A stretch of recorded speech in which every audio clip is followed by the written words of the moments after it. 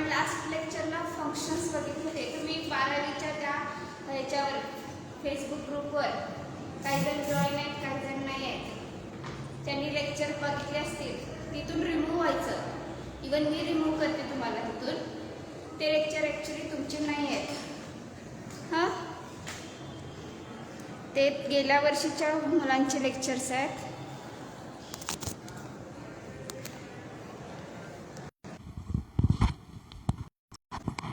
Last टाइमला आपण what is function पाहिलं होतं. What is function? Function is a statement of block of statement.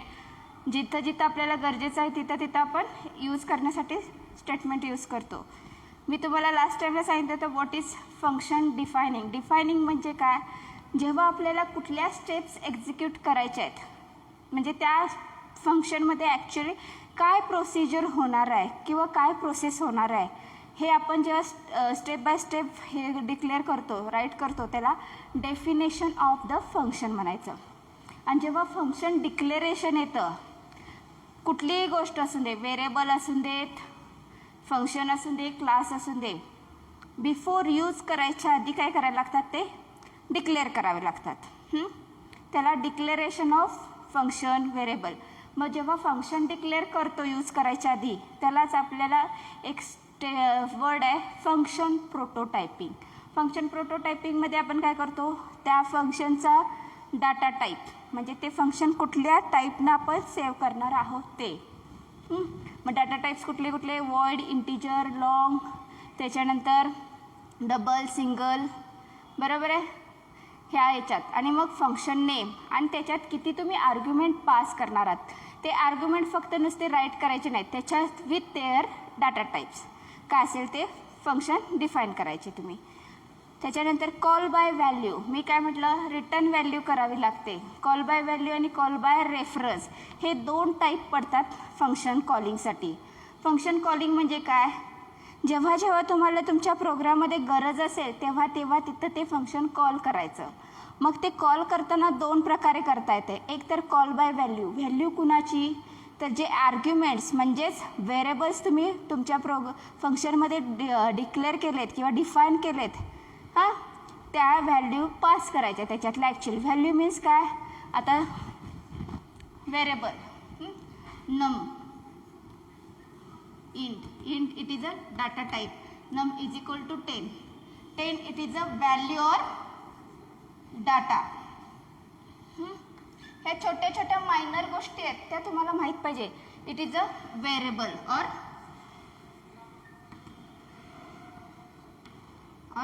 Parameter arguments. ह्यालाच. आणि काय असेल तर म्हणजे काय? त्याच्यातल्या काय असेल त्या व्हॅल्यूनी तुम्ही काय असेल तो व्हेरिएबलमध्ये ती व्हॅल्यू फंक्शन कॉल करायचं, म्हणजे त्याला व्हॅल्यू पास करायची किंवा तिथे इनिशियलाइज करायची. हां, हे कसं करायचं तुम्हाला सांगते. Function can be called in a main by the writing the name of the function, that is call by function. मग आता ह्याचं एक्झाम्पल इथं ह्यांनी काय दिलं आहे?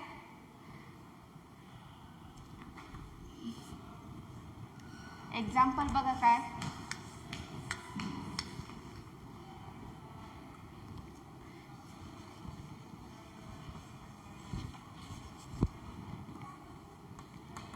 Bill is equal to, bill नावाचा व्हेरिएबल घेतला आहे, त्याच्यात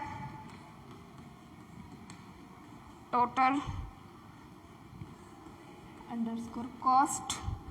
it is a function name, then number and price. एखादी कॉस्ट आपण कशी काढतो?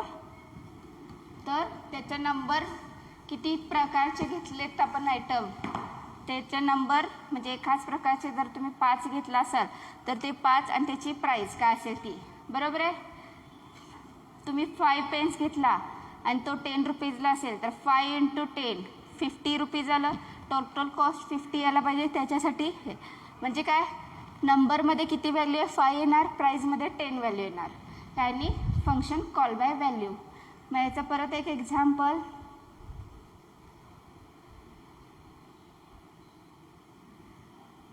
write a question. Write a program in C++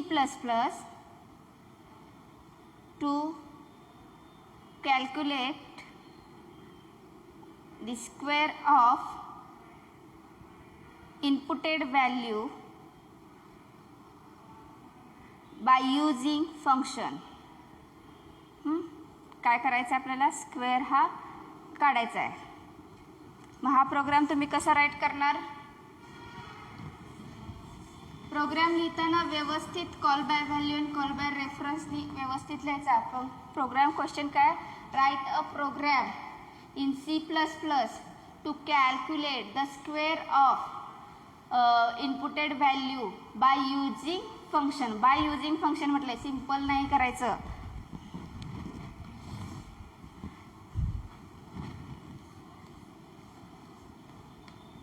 आपल्याला ज्या इनिशियल गोष्टी आहेत त्या जसं स्ट्रक्चर आहे CPPचं तसं राईट करायचं.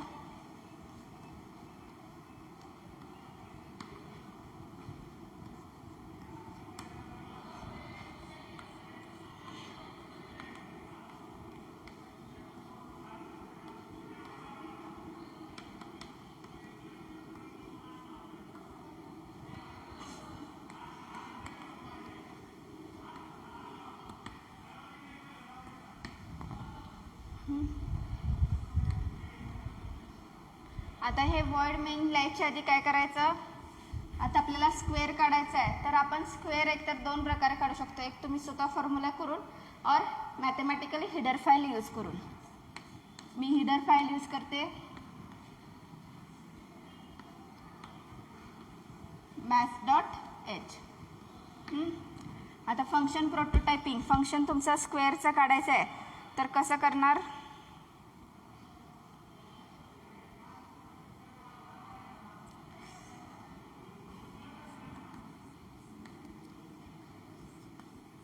इंटिजर काय घेतला सांगा?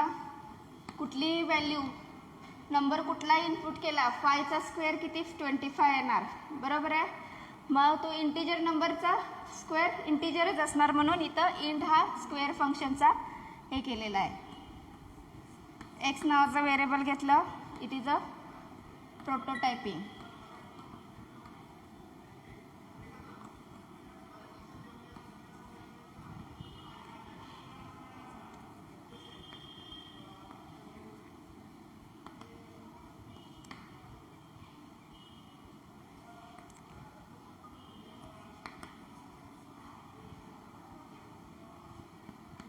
Int T is equal to 10.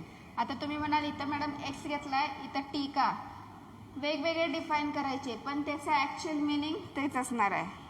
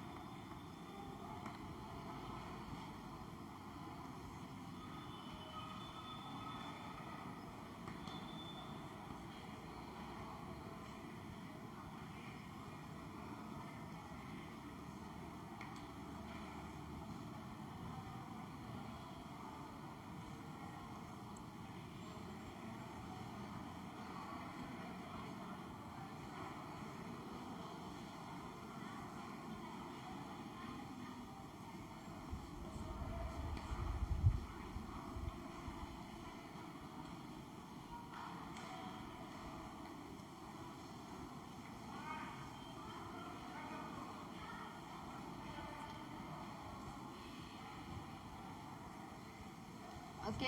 आता या प्रोग्राममध्ये लक्ष द्या. इथे गेट CH वगैरे लिहा. आता हे काय लिहायची गरज नव्हती, कारण ह्याचा आपण यूजच केलेला नाही या प्रोग्राममध्ये. इंट SQR नावाचं फंक्शन नेम डिक्लेअर केलं, त्याच्यात एक्स हा व्हेरिएबल घेतला, कारण का आपल्याला फक्त एका नंबरचा काय करायचा आहे? स्क्वेअर डिफ काढायचा आहे, कॅल्क्युलेट.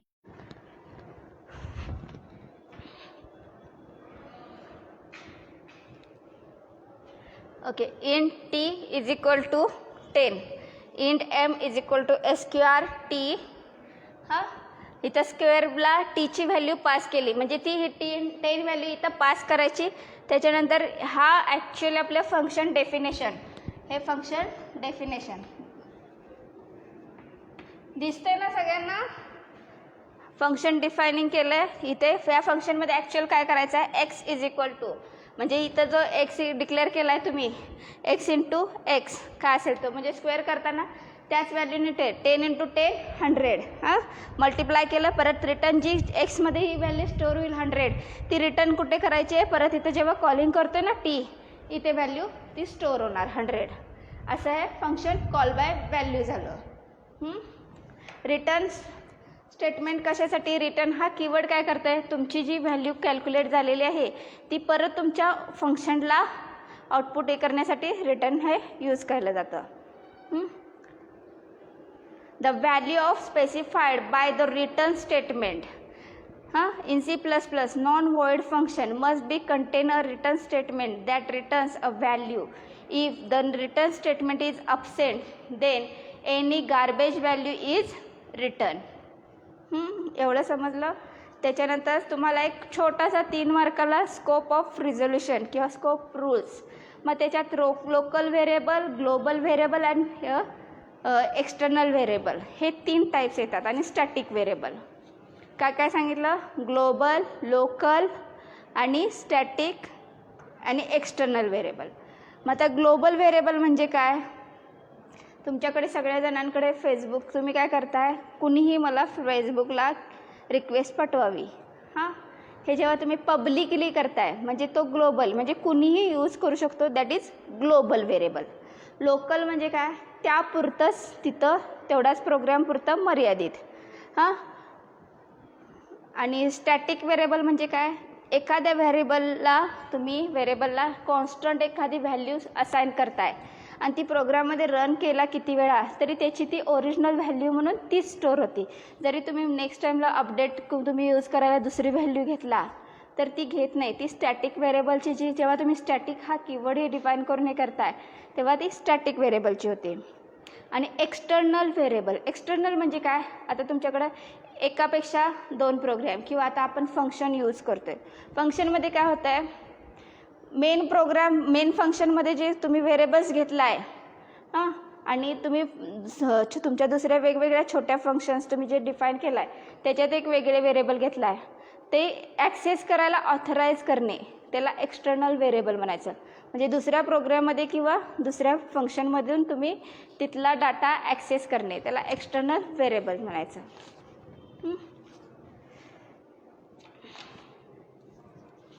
आता फंक्शन ओव्हरलोडिंग एक पॉईंट राहिला आहे.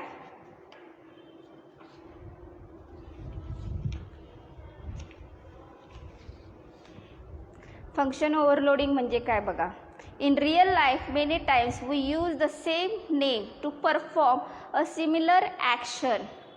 For example, whether we are determine the absolute value of an integer or float double, we call it is as a determination of the absolute value of the number. म्हणजे काय, एकाच गोष्टीवर तुम्ही काय करताय, वेगवेगळ्या प्रकारचा लोड देत आहे, दॅट इज फंक्शन ओव्हरलोडिंग. म्हणजे त्याचं फंक्शन नेम सेम असणार आहे पण त्याच्यातला डाटा वेगवेगळ्या प्रकारचा असणार आहे, त्याची प्रोसिजरसुद्धा सेम तेच असणार आहे, त्याचं फंक्शनिंग पण हे तर काय असणार आहे, याच्यानुसार तिथे लोड वेगवेगळं हे केलेलं असणार आहे. मग आता त्याच्यासाठी एक एक्झाम्पल सांगते तुम्हाला.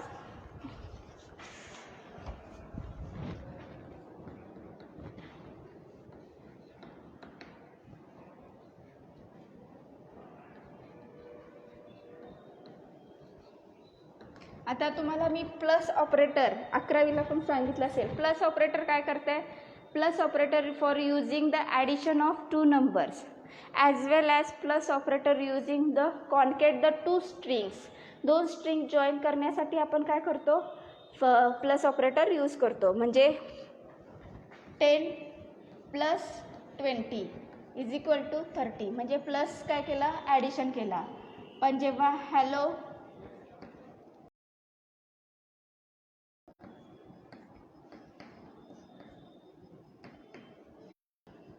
वेलकम तेव्हा काय होणार आहे माझं रिझल्टंट आउटपुट हॅलो वेलकम. एक हे तर येणार, ह्यालाच और काय, जर तुम्ही एखादा नंबर घेतला, सपोज आता 10 आणि 20चाच असेल, तो ॲज अ स्ट्रिंग म्हणून घेतला, तर ह्याचा रिझल्टंट आउटपुट काय येणार 10 20 नॉट अ 30. म्हणजे ॲडिशन जेव्हा तो स्ट्रिंग म्हणून ॲज्युम करतो तो 10 आणि 20 काय करतो, जोडतो. ह्याला काय म्हणायचं, एकाच गोष्टीवर वेगवेगळ्या गोष्टीसाठी यूज करणे. एकच म्हणजे प्लस ऑपरेटर मी ॲडिशनसाठी सुद्धा यूज केला आणि दोन गोष्टी, दोन स्ट्रिंग किंवा दोन वर्ड जोडण्यासाठी सुद्धा केला. That is function overloading. मग याचं एक्झाम्पल कसं तुम्ही लिहिणार,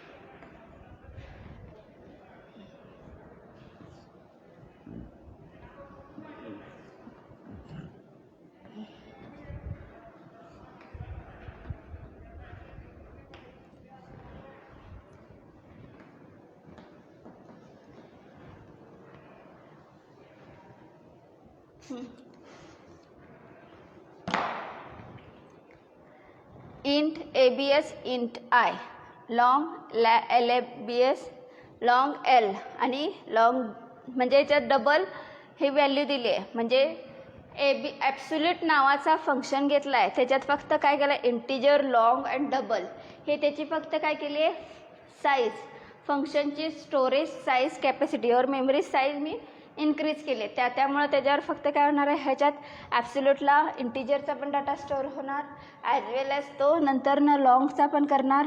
इंटिजरचा किती 2 बाईट, लॉंगचा 4 आणि डबलचा 8 बाईट असेच तो स्टोरेज कॅपॅसिटी हे करणार. फंक्शन ओव्हरलोडिंग समजली कन्सेप्ट.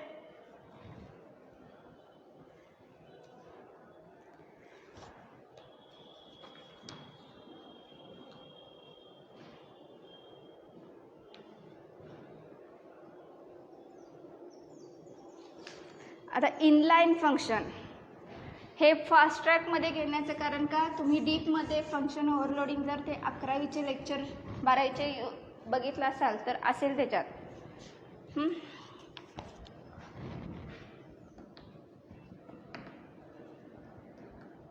इनलाईन फंक्शन काय, the advantage of using the function that they save the memory space. सगळ्यात पहिला ॲडव्हान्टेज काय, तर मेमरी स्पेस. कारण का, जर फंक्शन भरपूर वेळा लागत असेल तर ते भरपूर वेळा राईट करणे म्हणजे तेवढा तुमचा टाईम कन्झ्युम, परत तुमचं काय असेल लाईन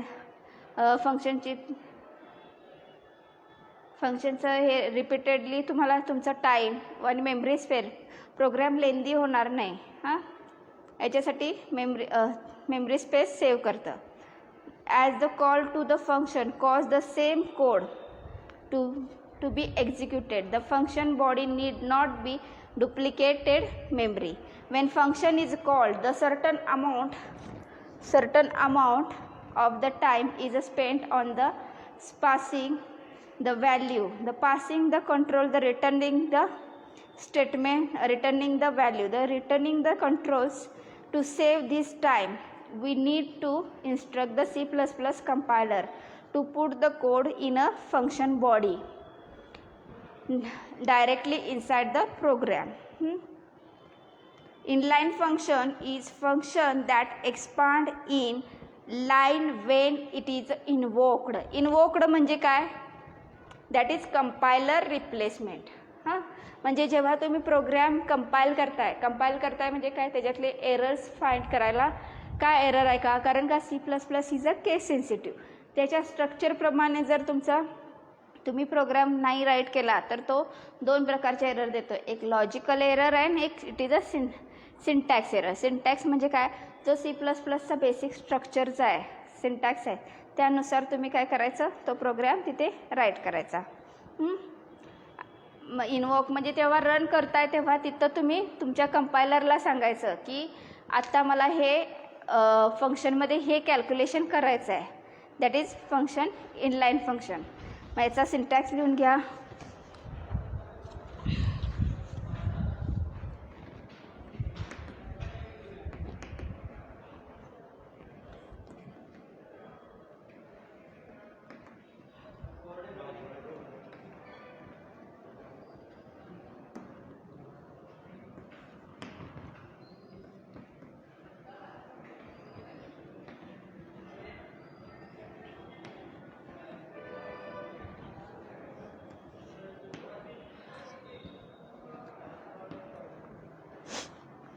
इनलाईन हा कीवर्ड लिहायचा तुमच्या फंक्शन नेमच्या समोर.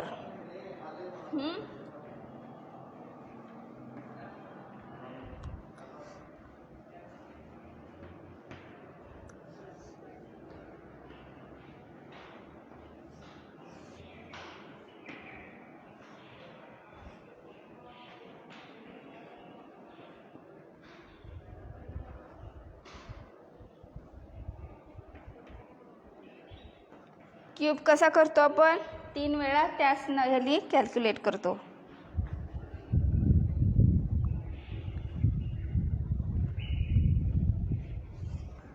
एक्झाम्पल दिले बघा. इनलाईन हा कीवर्ड यूज करायचा, डबल क्यूब.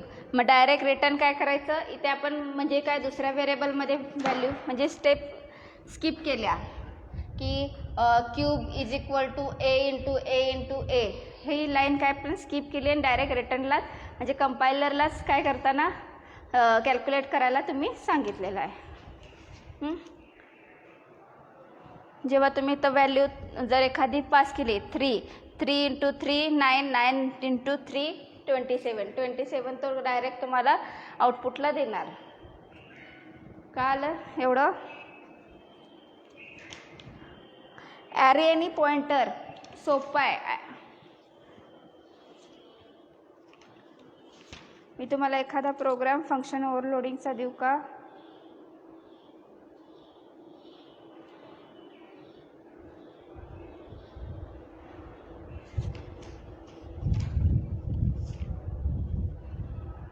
तुमच्या 11च्या टेक्स्टबुकमध्ये 138चं पेज आहे. त्याच्यात फंक्शन ओव्हरलोडिंग हा प्रोग्राम आहे. तो आता मी लिहिते आणि एक्सप्लेन करते, बघा कसा. तुमच्याकडे टेक्स्टबुक आहेत ऑलरेडी सगळ्यांकडे.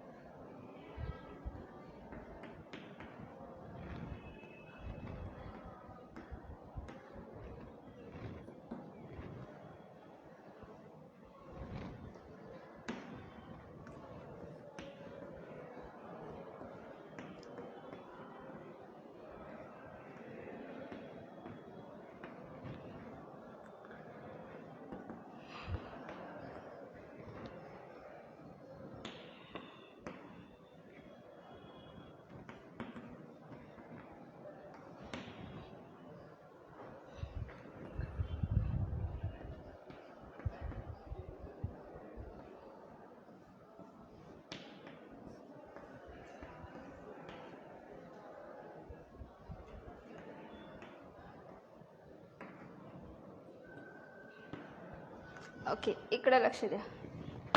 आता मी व्हॉल्यूम नावाचा काय केला आहे, फंक्शन डिफाईन केला आहे 3 ठिकाणी. म्हणजे एकाच फंक्शन नेम घेतला आहे, int volume, integer, double volume, volume long.